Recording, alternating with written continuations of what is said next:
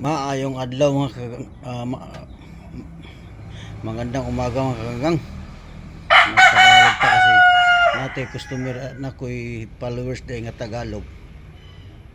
Boss, Tagalogin mo para makaintindi ako. Okay. So pagbigyan natin yung followers natin nga Tagalog. So magandang umaga sa inyo mga kagagang. Mayroon akong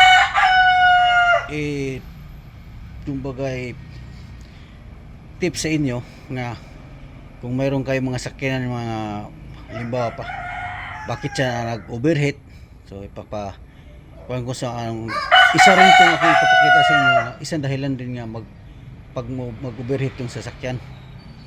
So ano nangyari dito, nag-overheat ni siya.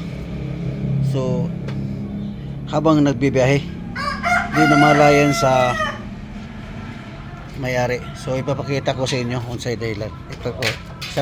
Itong multicam nga green, yan, itong multicam nga green nag-overheat to, okay.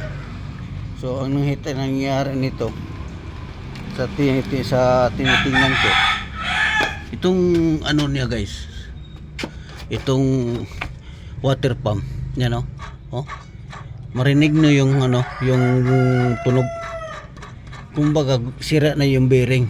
Ngayon pag nasira yung bearing, magka-clearance yung shafting. Sa loob na itong water pump may seal ring to, oil seal. So hindi na magandang round ng shafting sa tupa mo, kumbaga ublong na, doon dumadaan yung tubig, magkaroon siyang tagas sa tubig. So handun maubusan ka niya, hindi mo rin malayan kung naubos na yung tubig. So ang gagawin mo lang, kung marinig mo ginagamit mo sa sasakyan nga medyo maingay na, ayun, sigurado yan bearing ang problema yan.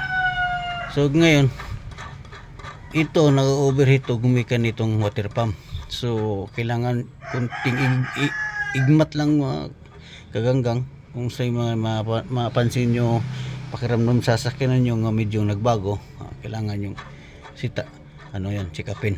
So tingnan natin yung water pump, kung sino problema kaganggang.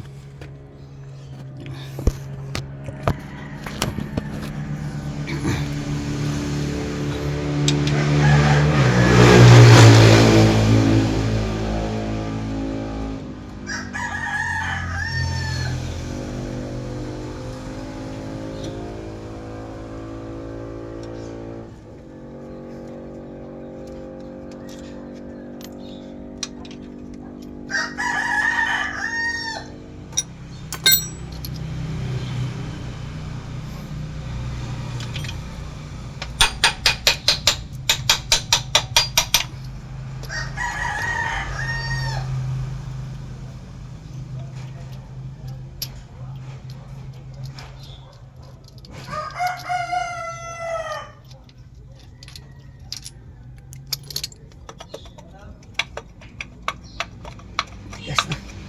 Dikit. Water pump. So, ayan.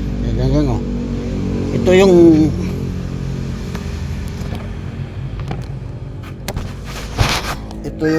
water pump. So sa loob nito, dito sa loob may seal ring yan. Once nga masisira na yung bearing, maingay na, kiniaalog-alog to. Tapos resulta magkaliking siya ng tubig hanggang maubusan, hanggang ma-overheat. So minsan malipat, minsan di mo mapansin nga wala na palang tubig, tumaas na yung temperature kasi lalo na kung medyo busy ang kalsada, hindi mo napansin na overheat talaga yung nangyayari. So kunting ingat lang mga kabay. Ito lang yung tip ko sa sa mga driver, so may mga owner ng masasakyan. Okay kabayan, ito tinagalog ko na, bahala, hirap na ako magtagalog nito. So maraming salamat, share for video, follow please, palihog. Bye bye.